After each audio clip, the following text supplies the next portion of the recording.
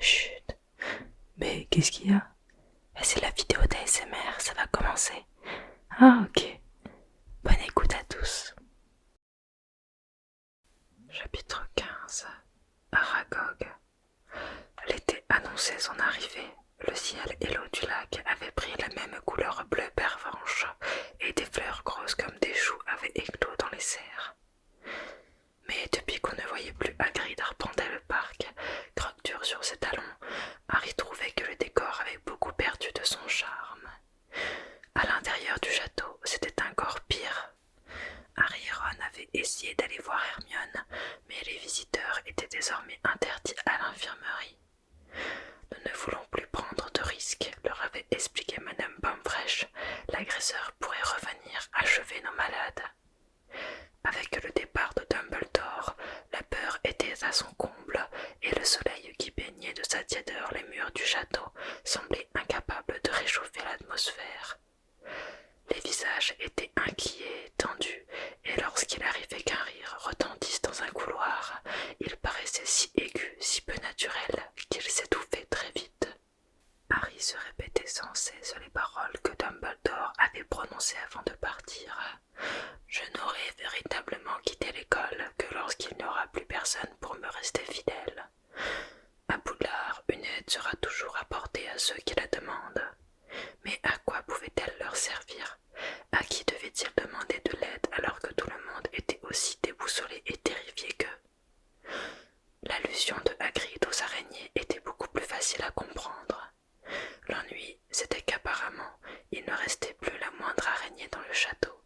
Partout où il allait, Harry s'efforçait d'en trouver avec l'aide plutôt réticente de Ron. Bien entendu, l'interdiction faite aux élèves de se promener tout seuls les gênait dans leurs recherches. Ils devaient à présent se déplacer en groupe. La plupart de leurs condisciples paraissaient satisfaits d'être ainsi menés de classe en classe par leur professeur comme un troupeau, mais Harry trouvait ce système exaspérant. Il y avait pourtant quelqu'un que cette atmosphère de terreur et de suspicion semblait ravir. Draco Malfoy arpentait les couloirs d'un pas conquérant, comme s'il venait d'être nommé préfet en chef. Ce fut pendant le cours de potions qui eut lieu 2 semaines après le départ de Dumbledore et de Hagrid que Harry comprit ce qui le réjouissait tellement. Ce jour-là, Harry, qui était assis derrière Malfoy, l'entendit parler à Crabbe et à Goyle d'un ton triomphant. « J'ai toujours su que mon père arriverait à nous débarrasser de Dumbledore, dit-il sans se soucier de baisser la voix. Je vous ai dit qu'il a toujours pensé que Dumbledore était le pire directeur que l'école ait jamais eu. Peut-être qu'on va avoir un directeur digne de ce nom maintenant, quelqu'un qui n'interdira pas qu'on ouvre la chambre des secrets. McGonagall ne va pas durer longtemps, elle assure l'intérim, c'est tout. » Rogue passa à côté de Harry sans faire de commentaires sur la chaise vide d'Hermione. « Monsieur, dit Malfoy d'une voix forte, pourquoi ne seriez-vous pas candidat au poste de directeur? »« Allons, allons, Malfoy, répondit Rogue en laissant un sourire s'esquisser sur ses lèvres minces. Le professeur Dumbledore a été seulement suspendu par le conseil d'administration. Je ne doute pas qu'il sera bientôt de retour parmi nous. Si vous étiez candidat, vous auriez sûrement le vote de mon père, dit Malfoy avec un sourire entendu. Je vais dire à mon père que vous êtes le meilleur professeur de l'école, monsieur. Rogue sourit à son tour en se dirigeant vers une autre table. Il n'avait pas vu Seamus Finnegan qui faisait semblant de vomir dans son chaudron. Ça ne m'étonne pas que les sangs de Bourbe n'aient pas déjà fait leur valise, reprit Malfoy. Je parie 5 gaillons que le prochain va mourir. Dommage que ça n'ait pas été Granger. La cloche sonna au même moment. C'était une chance. En entendant les dernières paroles de Malfoy, Ron avait bondi de sa chaise, mais dans la mêlée des élèves qui se hâtaient de ramasser leurs affaires, sa tentative de se ruer sur Malfoy passa inaperçue. « Lâchez-moi, grogna Ron à Harry et à Dean, qui le retenaient chacun par un bras. Je m'en fiche, je n'ai pas besoin de ma baguette cette fois-ci, je vais le tuer à main nue. Allons, dépêchez-vous, aboya Rogue, il faut que je vous emmène au cours de botanique, maintenant. Rogue les conduisit en rang par 2, Harry, Ron et Dean fermant la marche. Ron essayait toujours de se dégager. Ils ne purent le lâcher que lorsque Rogue les les eut amenés hors du château et qu'ils traversèrent le potager en direction des serres. Le cours de botanique ne fut pas très animé. Il manquait à présent 2 élèves, Justine et Hermione. Le professeur Jourave leur fit tailler des figuiers d'Abyssinie. Harry alla jeter une brassée de tiges desséchées sur le tas de compost et se trouva soudain face à face avec Ernie Macmillan. Ernie prit une profonde inspiration et déclara d'un ton solennel: « Je voulais te dire que j'étais désolé de t'avoir soupçonné, Harry. Je sais bien que tu ne te serais jamais attaqué à Hermione Granger, et je te prie de m'excuser pour tout ce que j'ai dit. Maintenant nous sommes tous dans le même bateau et... » Il lui tendit une main potelée que Harry serra sans hésitation. Ron, Harry, Ernie et son amie Anna firent équipe pour tailler les plantes que leur avait confiées le professeur Jourave. « Ce Draco Malfoy a l'air très content de ce qui se passe, » dit Ernie en arrachant une brindille morte. « Je me demande si ce n'est pas lui, l'héritier de Serpentard. » Bien raisonné, ironisa Ron, qui ne lui avait pas pardonné aussi facilement que Harry.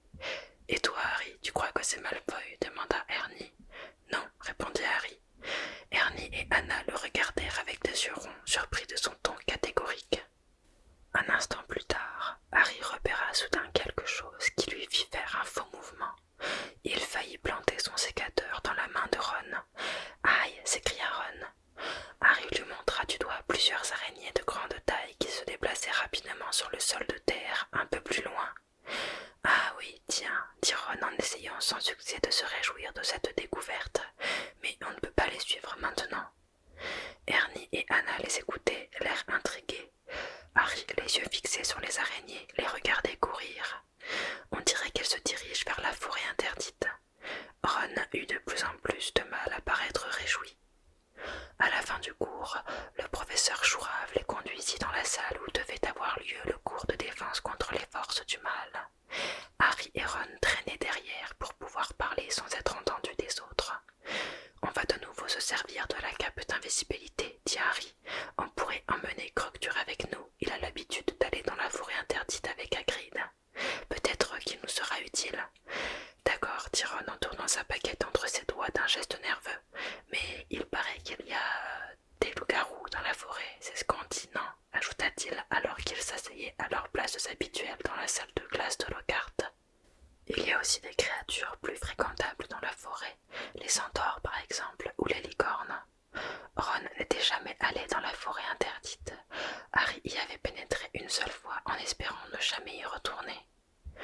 Lockhart entra dans la classe d'un pas bondissant et tout le monde le regarda avec des yeux ronds.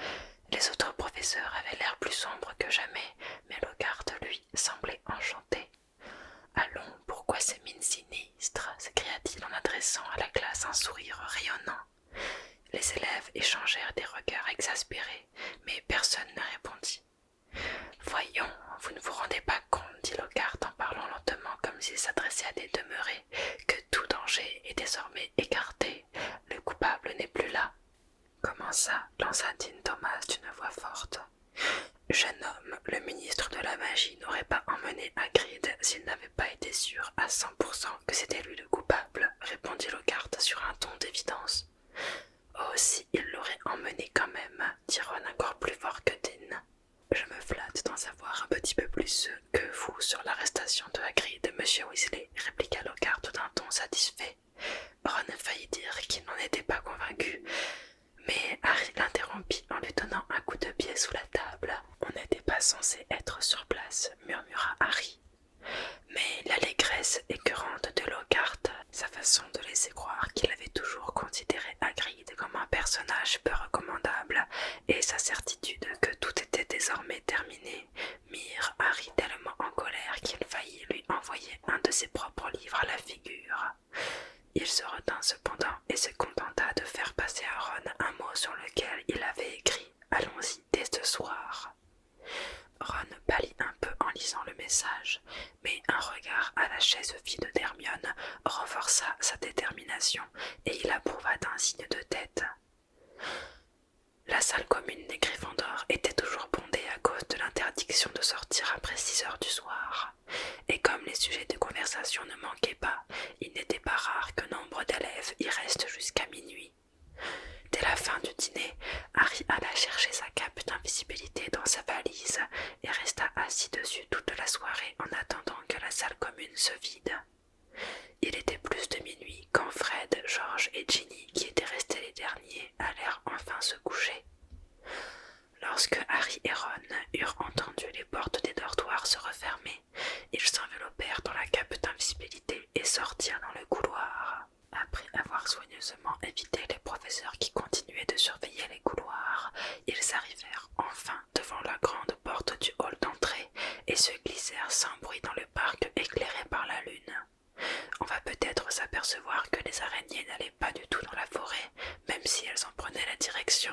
Ron avec une nuance d'espoir.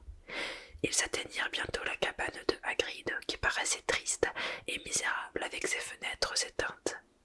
Lorsque Harry poussa la porte, Croque-Dur parut fou de joie et se mit à lancer des aboiements joyeux qui risquaient de réveiller tout le château. Pour le faire taire, Harry et Ron lui donnèrent des caramels qui collèrent les dents du molosse et l'empêchèrent d'aboyer. Harry posa la cape d'invisibilité sur la table. Il n'en aurait pas besoin dans l'obscurité de la forêt.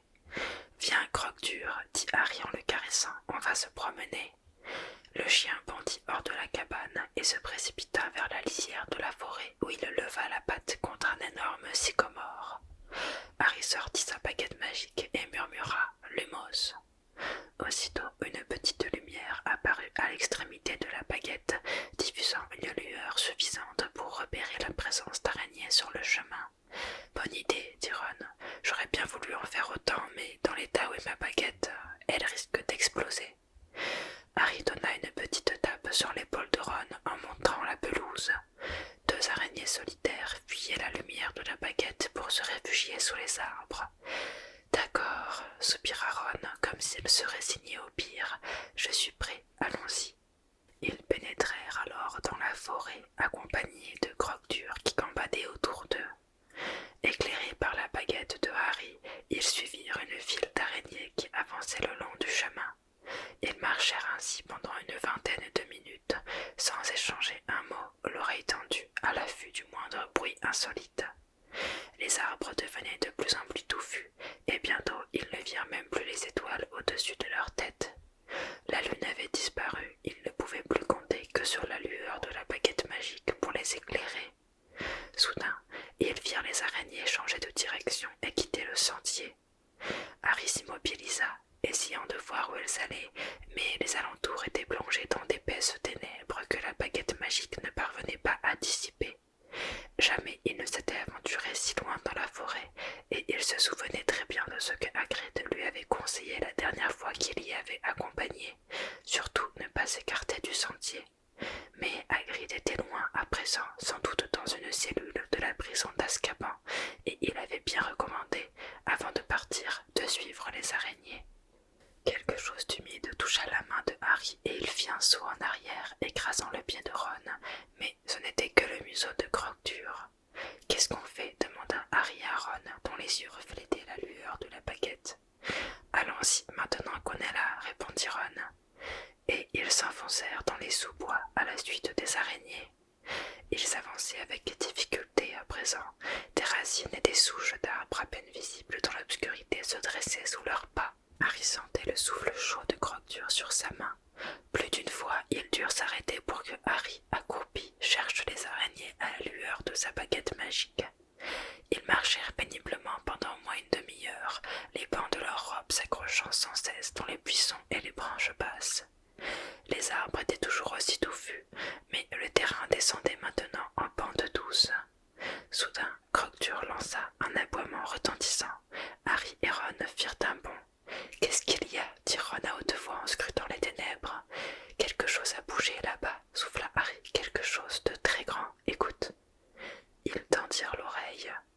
Un peu plus loin sur leur droite, la chose en question se frayait un chemin parmi les arbres en écrasant des branches basses. « Oh non !» gémit Ron. « Oh non, oh non, oh !»« Silence !» dit précipitamment Harry. « Il va t'entendre. »« M'entendre, moi !» dit Ron d'une voix plus aiguë qu'à l'ordinaire. C'est Croque-Dur qui l'a entendu. Terrifiés, immobiles, ils attendirent. Il eut un étrange grondement, puis à nouveau le silence. « Qu'est-ce qu'il fait ?» dit Harry. « Il doit se préparer à attaquer, » dit Ron. Ils attendirent encore quelques instants, tremblant de tous leurs membres. « Tu crois qu'il est parti ?» murmura Harry. « C'est pas. » Sur leur droite jaillit alors un rayon de lumière si puissant qu'ils durent mettre les mains en visière pour se protéger les yeux. Croque-Dur poussa un jappement et tenta de s'enfuir, mais il se prit les pattes dans un buisson d'épines et se mit à japper de plus en plus fort. « Harry !» s'exclama Ron d'une voix soudain claironnante qui exprimait son soulagement. « Harry, c'est la voiture !»« Quoi ? Viens !» Trébuchant à chaque pas, Harry suivit Ron en direction de la lumière. Un instant plus tard, ils débouchèrent dans une clairière.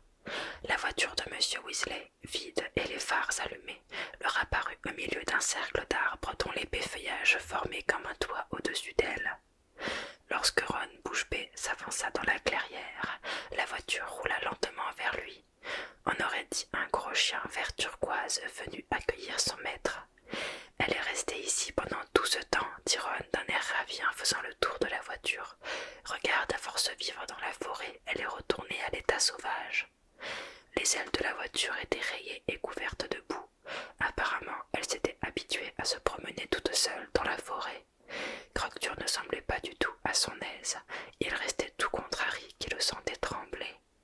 Harry, qui avait retrouvé une respiration normale, remit sa baguette magique dans sa poche.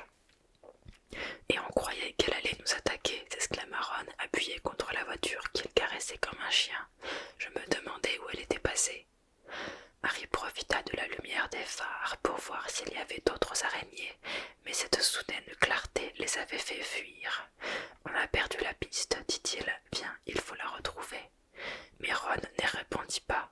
Il resta immobile, les yeux fixés sur quelque chose derrière Harry. Son visage était devenu livide de terreur. Harry n'eut même pas le temps de tourner la tête. Il eut un cliquetis sonore et une longue chose hérissée de poils s'enroula soudain autour de sa taille, puis le souleva de terre en le retournant la tête en bas. Pris de panique, il essaya de se débattre, mais il entendit un autre cliquetis et vit les pieds de Ron quitter le sol à leur tour. Il eut encore le temps d'entendre les gémissements apeurés des Croctures avant de se sentir emporté dans les profondeurs de la forêt. Toujours la tête en bas, Harry vit que la créature qui s'était emparée de lui marchait sur 6 pattes immenses et poilues, sans compter les 2 autres pattes dans lesquelles elle le tenait étroitement serré. Il aperçut également au-dessus de lui une paire de pinces noires et brillantes. Une autre créature semblable, celle qui portait Ron, marchait derrière. Crocture, prisonnier d'un 3e monstre, gémissait un peu plus loin en se débattant vainement, mais Harry, lui, aurait été incapable de crier même s'il l'avait voulu. Il lui semblait qu'il avait laissé sa voix avec la voiture dans la clairière. Il n'avait aucune idée du temps qu'il avait passé entre les pattes de la créature qui avançait à travers la forêt plongée dans d'épaisses ténèbres. Au bout d'un long moment, cependant, l'obscurité se dissipa suffisamment pour distinguer un sol couvert de feuilles et grouillant d'araignées. En se tordant le cou, il réussit à voir qu'ils avaient atteint une sorte de vaste fosse dépourvue d'arbres. Les étoiles et la lune qui brillaient à nouveau éclairaient le spectacle le plus terrifiant qui lui ait jamais été donné de contempler. Des araignées, non pas de petites araignées semblables à celles qu'ils avaient vues sillonner le sol quelques instants auparavant, mais d'énormes monstres de la taille d'un cheval de trait, pourvus de 4 paires d'yeux et de 8 pattes gigantesques, noires et couvertes de poils. L'effroyable créature qui le retenait prisonnier descendit la pente escarpée en direction d'un dôme en toile d'araignée qui occupait le centre de la fosse. Ses congénères se précipitèrent alors de tous côtés en agitant frénétiquement leurs pinces à la vue de la proie qu'elles transportaient. L'araignée géante lâcha enfin Harry qui tomba à 4 pattes. Ron et Crocture atterrirent à ses côtés. Le molosse ne gémissait plus, il restait silencieux, recroquevillé et tremblant. Quant à Ron, son visage exprimait exactement ce que Harry ressentait. Il avait la bouche grande ouverte dans une sorte de hurlement muet, et les yeux lui sortaient de la tête. Tout à coup, Harry s'aperçut que la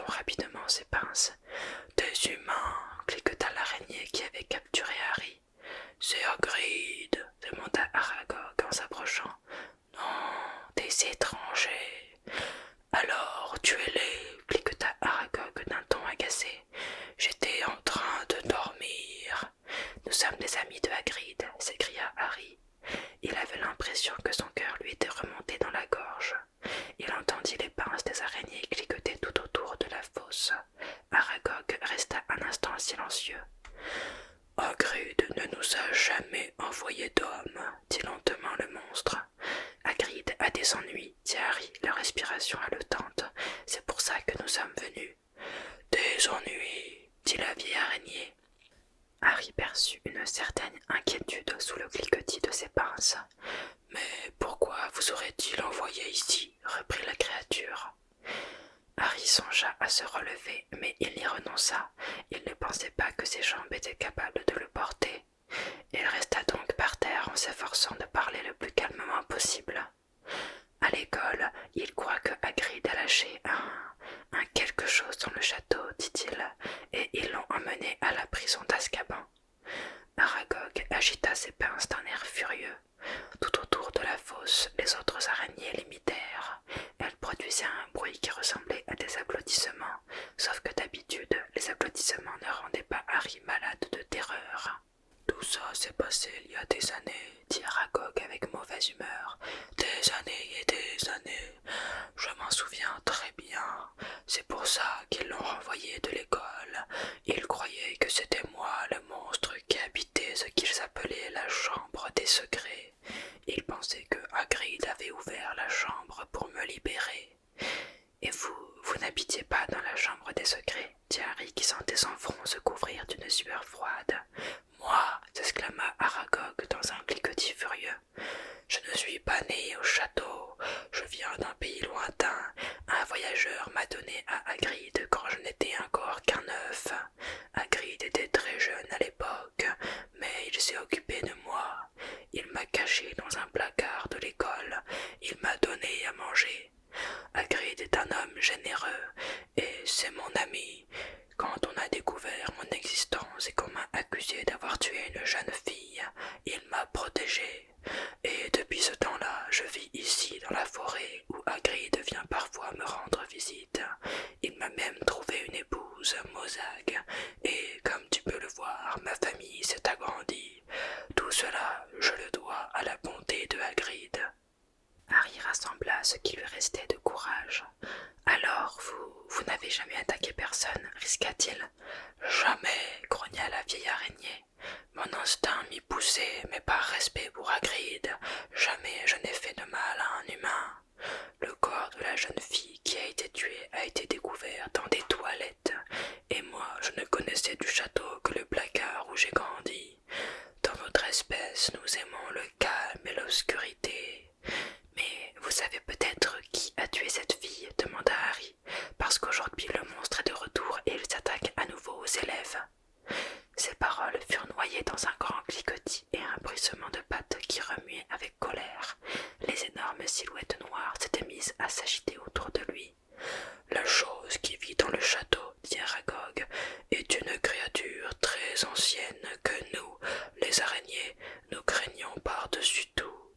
Je me souviens comme si c'était hier d'avoir supplié Hagrid de me laisser partir quand j'ai senti que la bête se promenait dans les couloirs. Mais qu'est-ce que c'est? Dit précipitamment Harry. À nouveau, il y eut un cliquetis et un bruissement de pattes. Les araignées semblaient se rapprocher. Nous n'en parlons jamais, répliqua Aragog d'un ton féroce. Jamais nous ne la nommons.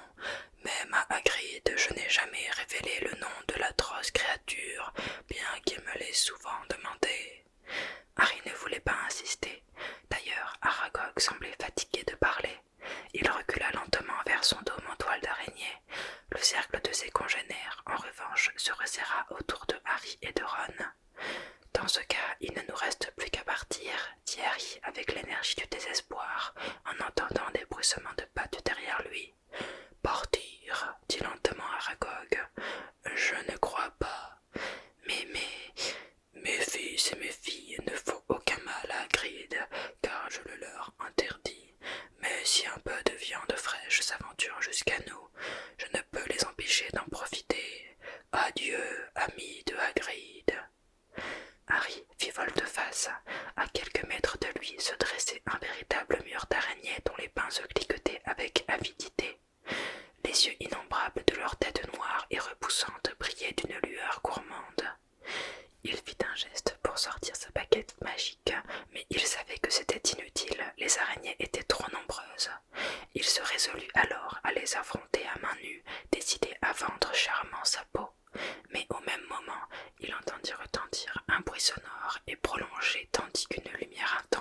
illuminait la fosse comme un brusque incendie. La voiture de M. Weasley descendait la pente à toute vitesse, plein phare et klaxon hurlant, bousculant sur son passage les araignées qui tombaient sur le dos, agitant vainement dans les airs leurs pattes interminables.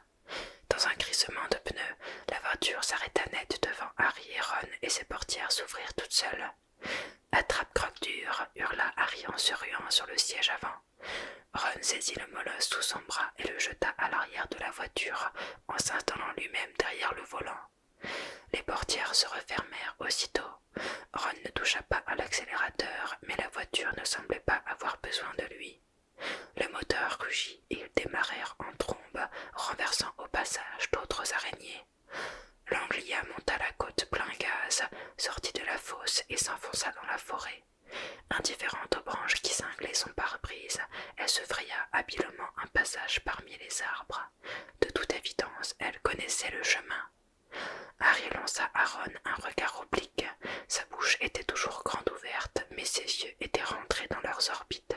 « Ça va ?» demanda Harry. Incapable de prononcer un mot, Ron regardait droit devant lui.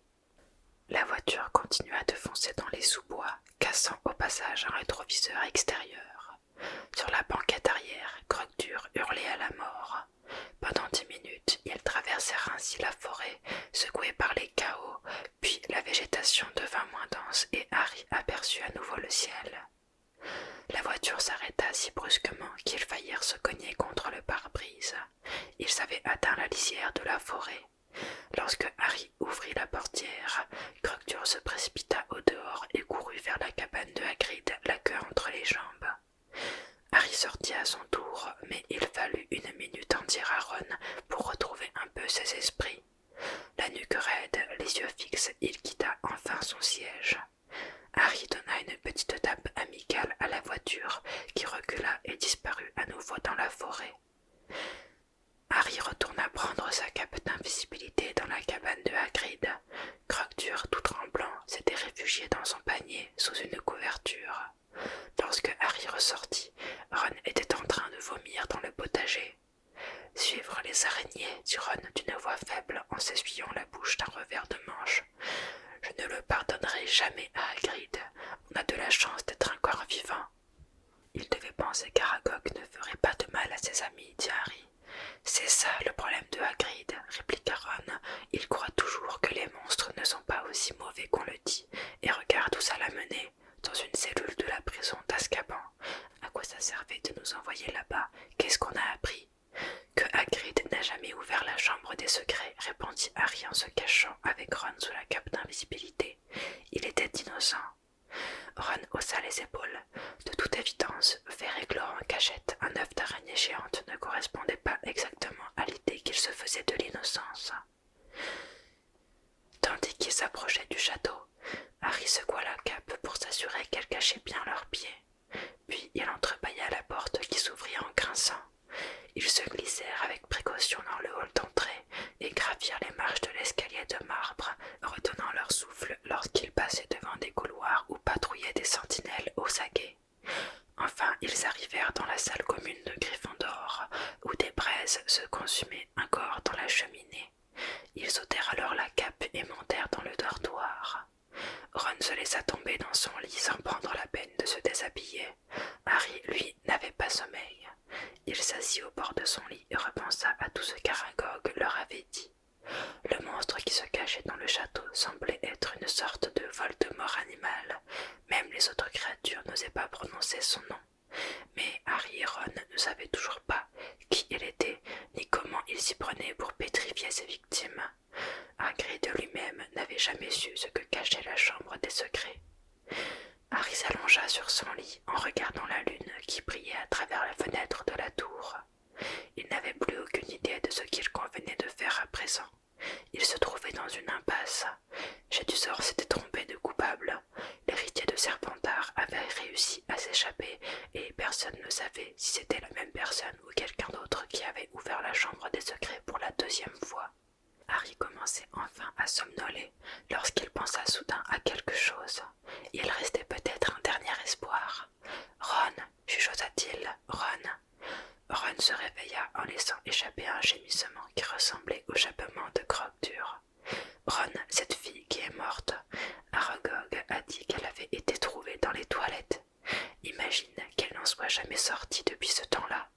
Imagine. Et qu'elle s'y trouve toujours. Ron se frotta les yeux. Dans un rayon de lune, Harry le vit froncer les sourcils, et soudain il sembla comprendre. « Ne me dis pas que, balbutia-t-il, tu penses à Mimi Géniard ?» Bienvenue dans la critique de ce soir, où l'on va parler de Hagrid et de Aragog. Avant de commencer, vous pouvez, si vous le souhaitez, soutenir la chaîne en faisant un don PayPal à l'adresse mail lamaraudeuse.yt@gmail.com. Vous la trouverez inscrite en description. Vous trouvez que les aventures de Harry Potter sont impressionnantes? Découvrez Hagrid, enfant qui, à l'âge de 12 ans, a acheté et élevé seul une créature magique dangereuse.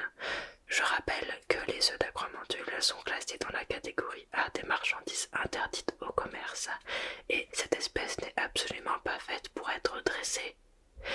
Harry, Ron et Hermione qui passent devant Touffu dans le premier volet, c'est pas grand-chose à côté. Hagrid est un personnage unique dans la saga. Moitié homme à moitié géant, il se différencie d'abord par son physique, puis par son caractère, sa gentillesse extrême et sa loyauté à toute épreuve, mais on le remarque surtout pour son goût prononcé envers les créatures magiques. Plus c'est gros et dangereux, plus il les aime. On a eu le droit à Norbert le dragon et maintenant c'est Aragog, mais d'où vient à Hagrid cette passion pour ces pseudo-monstres que tout le monde craint? J'ai ma théorie sur le sujet. Depuis qu'il est né, Hagrid, par son métissage, est très différent des autres. Et ce qui est différent peut faire peur, surtout quand cette différence mesure plus de 2 mètres. Je suppose donc que Hagrid, étant jeune, a sûrement été rejeté. Par qui? Par ceux de son âge, et certainement aussi par beaucoup de personnes qu'il a pu croiser. Élevé par son père, j'imagine que, bien avant son arrivée à Poudlard, il a déjà dû côtoyer d'autres sorcières et sorciers. Imaginez dans ce contexte, Hagrid a 11 ans et arrive à Poudlard pour sa première année. Les cours de soins en créatures magiques n'étant accessibles en option qu'en 3e année, je suppose qu'il étudie le sujet au sein d'un autre cours. Imaginez Hagrid, un enfant 2 fois plus grand, 2 fois plus fort, 2 fois plus gros que n'importe quel élève, et rejeté, moqué pour ça. Et il entend parler de créatures magiques géantes comme lui, fortes comme lui, et que tout le monde craint comme lui. Pour moi, il est évident qu'il aime les créatures magiques dangereuses parce qu'il a de la compassion à leur égard. Il s'identifie à elles, il projette ce qu'il a vécu sur ce que vivent ces créatures, et en plus, grâce à son physique, il peut se permettre de les approcher plus que n'importe quel autre sorcier.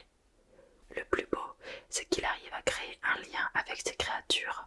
Aragog apprécie Hagrid, elle est reconnaissante à son égard et elle le protège, même si malheureusement elle ne protège pas Harry et Ron. Au-delà du danger que représente Aragog par exemple, Hagrid incarne un rapport humain-animal basé sur la compréhension et la confiance.